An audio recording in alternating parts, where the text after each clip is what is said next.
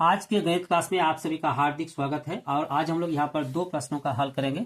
इनमें से पहला प्रश्न है, कोई बर्तन एक खोखले अर्धगोले के आकार का है जिसके ऊपर एक खोखला बेलन अध्यारोपित है। अर्धगोले का व्यास 14 सेंटीमीटर है और इस बर्तन की कुल ऊंचाई 13 सेंटीमीटर है। इस बर्तन का आंतरिक पृष्ठीय क्षेत्रफल ज्ञात करें। कहता है कि एक बर्तन जो खोखले अर्धगोले के आकार का है और उसके ऊपर एक खोखला बेलन अध्यारोपित है, ठीक है, और अर्धगोले का व्यास 14 सेंटीमीटर है और बर्तन की कुल ऊंचाई 13 सेंटीमीटर है। और चलिए इसको हम लोग चित्र की सहायता से समझते हैं। इस चित्र में नीचे का जो भाग है वो अर्धगोला है ना, और ऊपर का जो भाग है वो बेलनाकार भाग है, ठीक है। अब कहता है कि अर्धगोले का व्यास 14 सेंटीमीटर और बर्तन की कुल ऊंचाई 13 सेंटीमीटर, ठीक है। तो एक बार लिख लेंगे 13 सेंटीमीटर कुल ऊंचाई, और जो व्यास है अर्धगोले का व्यास 14 सेंटीमीटर और त्रिज्या जो हो जाएगा आधा हो जाएगा, है ना। तो यहां पर एक बार लिखेंगे, दिया है बर्तन की कुल ऊंचाई, बर्तन की कुल ऊंचाई बराबर 13 सेंटीमीटर। अर्धगोले का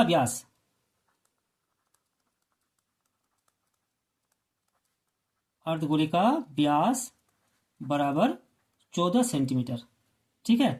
तो इसका त्रिज्या कितना हो जाएगा, अतः त्रिज्या r बराबर 14/2 बराबर 7 सेंटीमीटर, ठीक है ना। तब बेलनाकार भाग का ऊंचाई कितना हो जाएगा, तो यहां पर आप चित्र में देख सकते हैं अर्धगोले का त्रिज्या 7 सेंटीमीटर, ये 7 सेंटीमीटर, ठीक है, और कुल ऊंचाई 13 है, 13 सेंटीमीटर।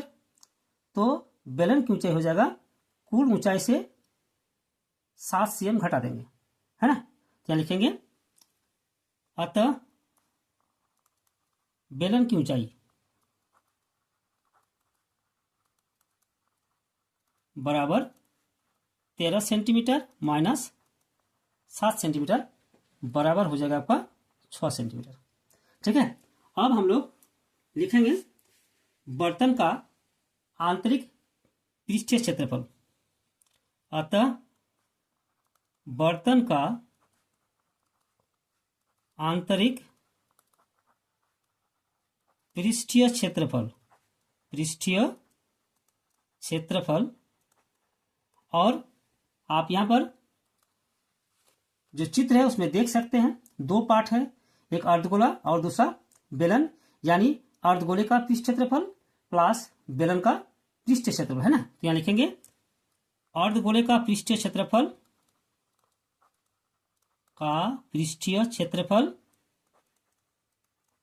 प्लस बेलन का पृष्ठीय क्षेत्रफल, ठीक है, पृष्ठीय क्षेत्रफल हो जाएगा बराबर अर्धगोले का पृष्ठ क्षेत्रफल 2πr² और प्लस बेलन का पृष्ठ क्षेत्रफल 2πrh। अब हम लोग यहां पर कोमान लेंगे, 2π और r बचा कितना, यहां पर r 2 है, एक ले लिए हैं, एक r बचेगा, प्लस यहां पर देखिए h, ठीक है,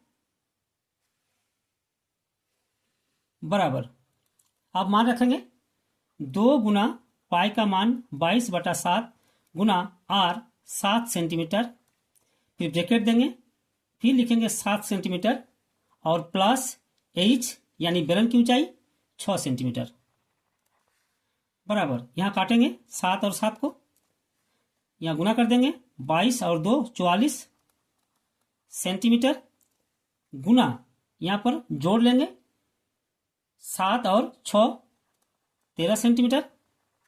अब इसको गुना कर देंगे 44 को 13 से, तो हो जाएगा आपका 572, और cm देखिए 2 गो है इसलिए cm², यानी बेलन का आंतरिक वक्र पृष्ठ क्षेत्रफल 572 वर्ग सेंटीमीटर होगा, और यही हम लोग का आंसर है, ठीक है।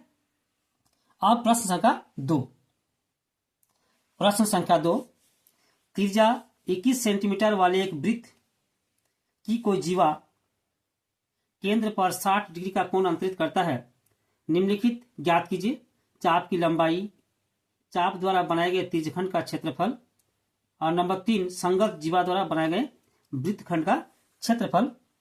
यानी एक वृत्त है जिसकी त्रिज्या 21 सेंटीमीटर दिया हुआ है और कोई जीवा केंद्र पर 60 डिग्री का कोण अंतरित करता है।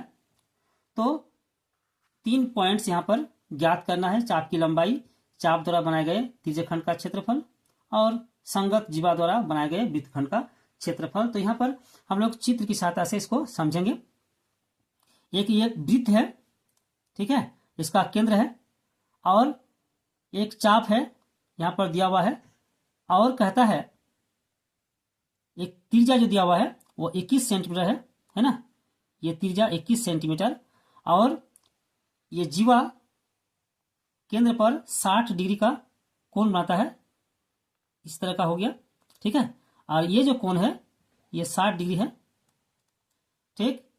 तो कहता है चाप की लंबाई, यानी ये हो गया चाप, यहां से यहां तक इस चाप की लंबाई ज्ञात करना है और ज्ञात करना है जो त्रिज्यखंड बना इसका क्षेत्रफल कितना होगा। यानी ओ अगर केंद्र है और त्रिज्या ए, ओ ए और ओ बी है, ठीक है। तो ओ ए बी का क्षेत्रफल जो त्रिज्यखंड है, इस त्रिज्यखंड का क्षेत्रफल ज्ञात करना है और साथ ही साथ जो जीवा यहाँ पर ए बी है, ठीक है, और यहाँ जो वृत्तखंड है इस वृत्तखंड का क्षेत्रफल ज्ञात करना है, ठीक है। तो एक बार हम लोग यहां लिखेंगे, दिया है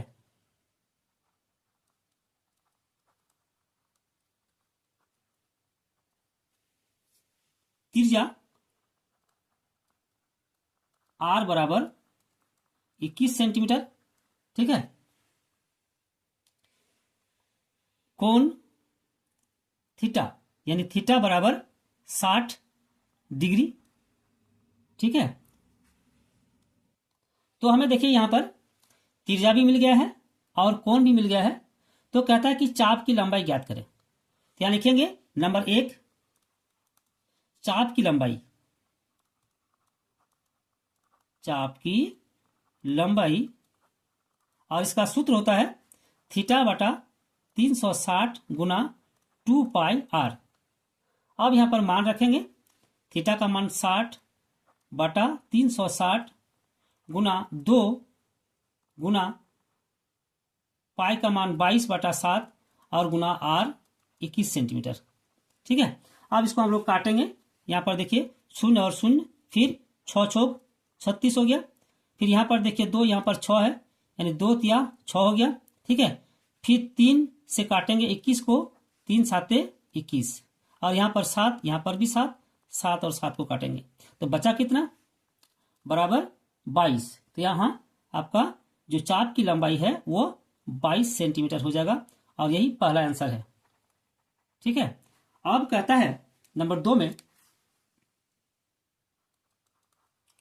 चाप द्वारा बनाए गए त्रिज्यखंड का क्षेत्रफल, यानी त्रिज्यखंड का क्षेत्रफल ज्ञात करना है।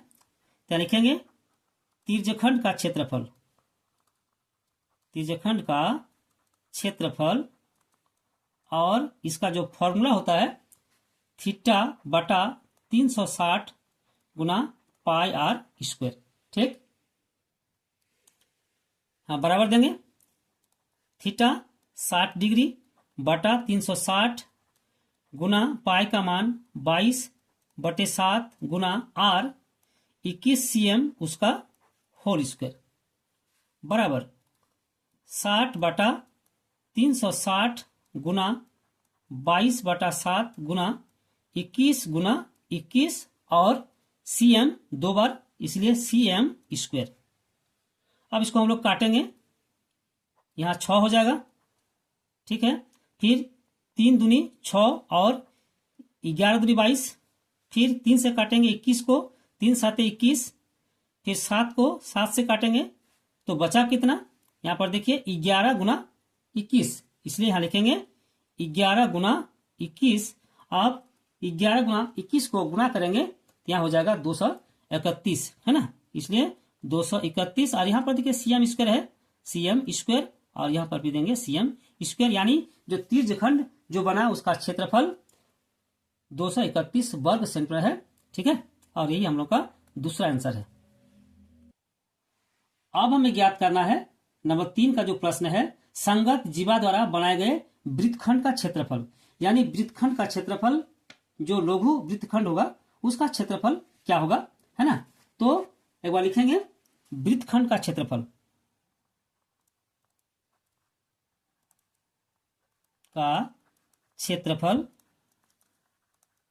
ठीक है, और इसका जो सूत्र होता है बराबर थीटा बटा 360 pi r square minus half r square sine theta.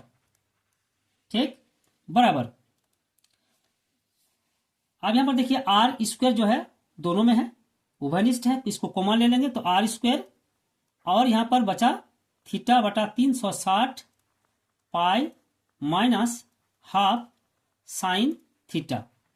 ठीक है, बराबर आर स्क्वायर यानी 21 सेंटीमीटर आर, इसलिए 21 cm उसका होल स्क्वायर, फिर यहां ब्रैकेट देंगे, थीटा का मान 60 बटा 360 और पाई है तो गुना 22/7 माइनस हाफ और साइन थीटा यानी साइन 60 डिग्री। ठीक है, बराबर अब 21 cm उसका होल स्क्वायर, यानी 21 और 21 को गुना करेंगे 441 cm स्क्वायर, फिर ब्रैकेट देंगे, यहां पर हम लोग काटेंगे तो यहां पर देखिए 6 हो गया। ठीक, फिर 3 दूनी 6 और 11 दूनी 22।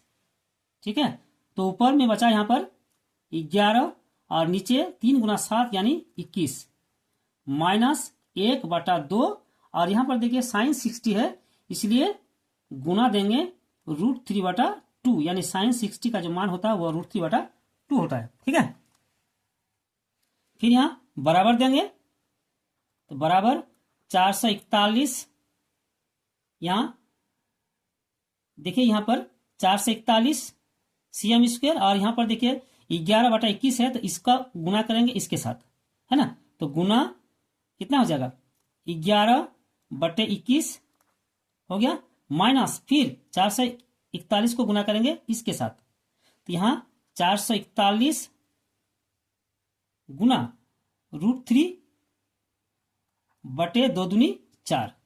ठीक है, फिर ब्रैकेट दे देंगे, और यहां पर cm स्क्वायर है, यहां पर हो जाएगा cm स्क्वायर, बराबर इसको काटेंगे 21 और 21 441।